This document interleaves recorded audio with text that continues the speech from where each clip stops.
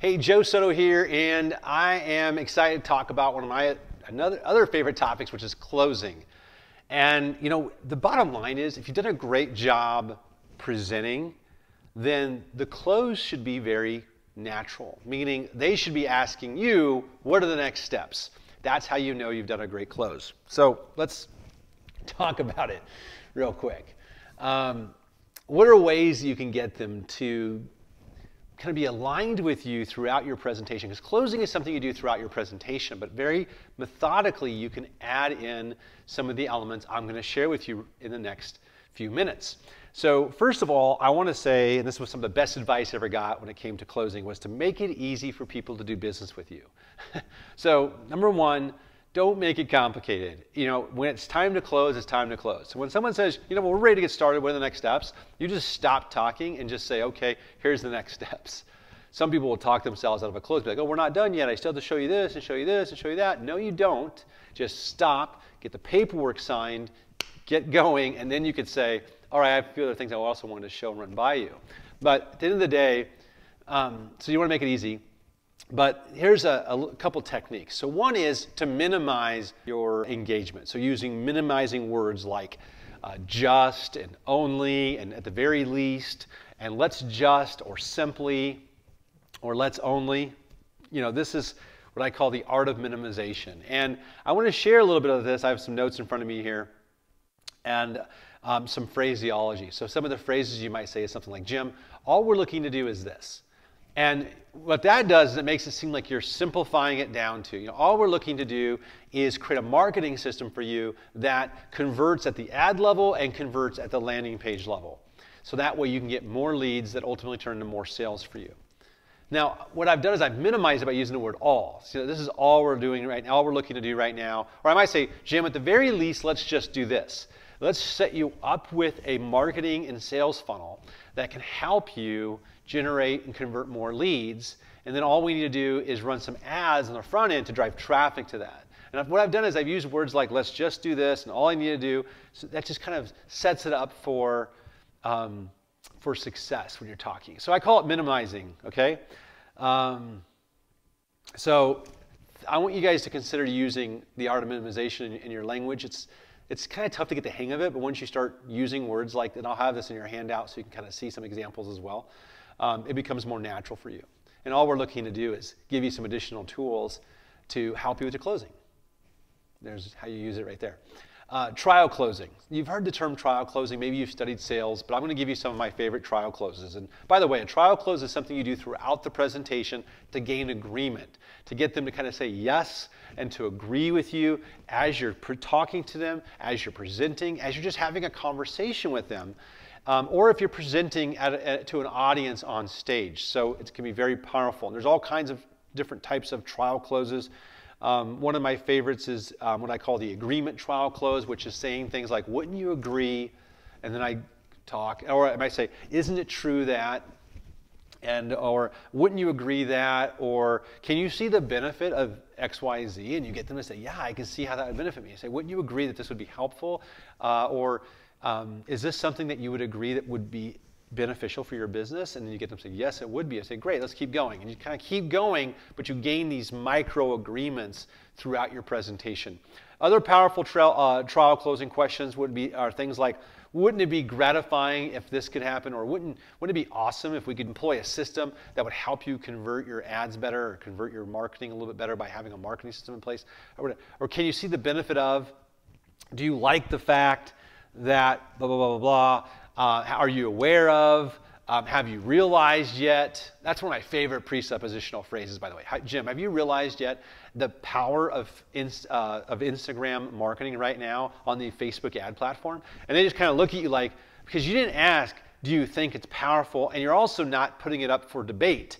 You're presupposing it is, and you're asking if they've only if they've realized it yet. It's one of the most powerful presuppositional phrases you can use, and presuppositional stands for presupposing, which is assuming something is true, and then you're asking a question over on top of that. This is really powerful stuff when you understand it. So if I say, listen, Jim, are you already aware of the growth that the Instagram ad platform has had over the last 12 months and how many small businesses are already embracing it. Now, by saying something like, are you aware of, that presupposes what you're about to say is true, okay? So you might also say, I'm not sure if you're aware that our strengths and skill sets lie in setting up online sales funnels for your business. And maybe you don't realize that yet because you hadn't met us, you hadn't talked to us. So what am I doing? I'm presupposing that it's true, and I'm just suggesting that they may not be aware or realize it yet. That's the power in using these trial closes. So you might say, wouldn't it be gratifying to know that you have this all taken care of? You have a marketing system in place that converts your ads, that converts you at the landing page level, that helps you turn more of that traffic into actual leads because of the retargeting. Wouldn't it be kind of nice to know you already have that built and that system built? That's where we come in. So now you're presupposing that you can do that. It's not a question of whether you can do it. You're just asking a question of whether or not they realize how beneficial that would be. You see, this is like advanced trial closing and advanced presupposition training 101. You may have to watch this over again to really understand the value of what it is I'm even sharing with you right now. But the bottom line is, what seems conversational is something that I've learned in many cases for years, and you can learn it as well. It's exactly the stuff that I'm teaching you here. And you might even be aware that I have advanced NLP training. And you may not realize that I spent years teaching this into corporations and into sales teams. But the bottom line is you can learn this and you can apply it yourself. Now there I am using it again, right? And I'm using it blatantly and obviously on you, the listener. But by saying you may not be aware, you may not realize, it presupposes whatever I'm going to say next is true. So you can say, I'm not sure if you're aware that our expertise is in Facebook advertising. Now, I didn't say, hey, Jim, my expertise is in Facebook advertising. Because that's like I'm telling him something that could be debated. I'm saying, I'm not sure if you're aware or not that our expertise is in Facebook advertising. Now the question is, are you aware of it? That's the power of the presuppositional trial close to gain agreement and understanding or to get them on your side. So very powerful. Tag questions. Here's another advanced way of trial closing. And really, if you have good rapport with them, you can use tag questions because it gets a yes response in a very assertive way, okay? So tag questions are at the end of your questions, and you kind of say them as commands. You don't really ask them as questions. So here's some of the tag questions. Aren't you?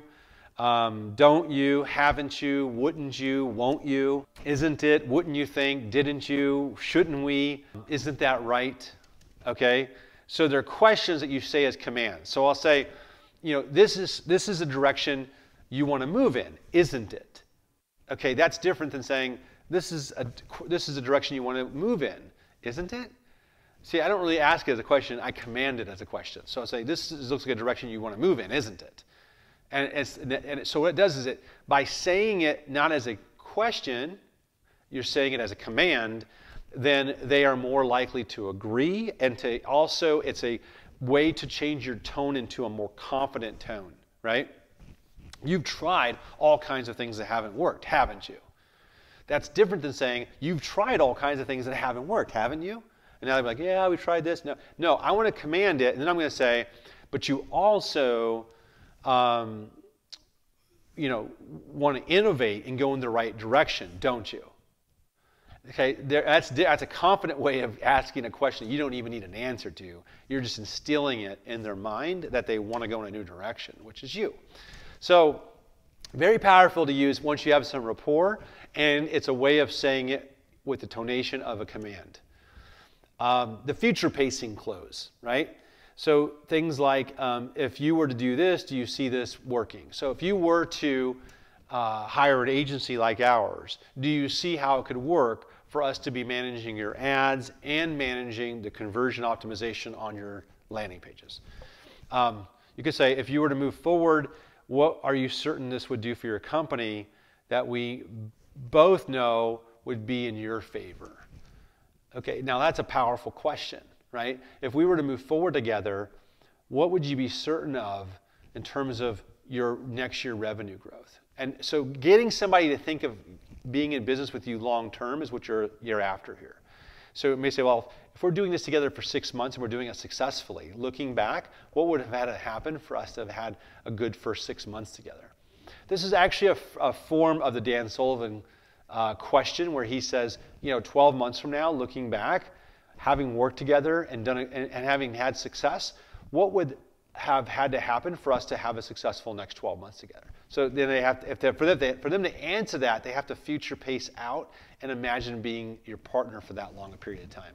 If it was 6 months from now, where do you think you would have benefited the most from our service? That's also a powerful question.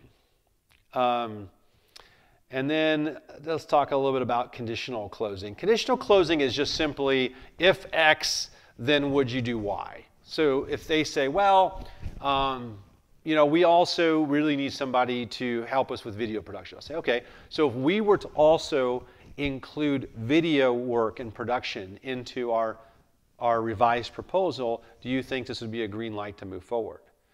So it's if this, then that. That's the conditional close. If they say, well, we also need this and this and this, say, okay, if we were to figure out how to get that stuff layered into our proposal without it affecting the pricing necessarily, would you then give this a green light to move forward?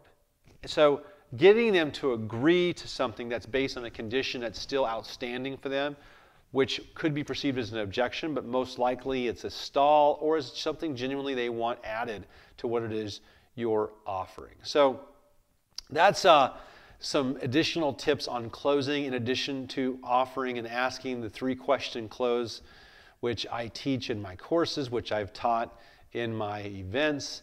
But at the end of the day, this gets you thinking about how important it is to be closing with trial closes and statements and using minimization throughout your entire conversation and dialogue with a new sales prospect.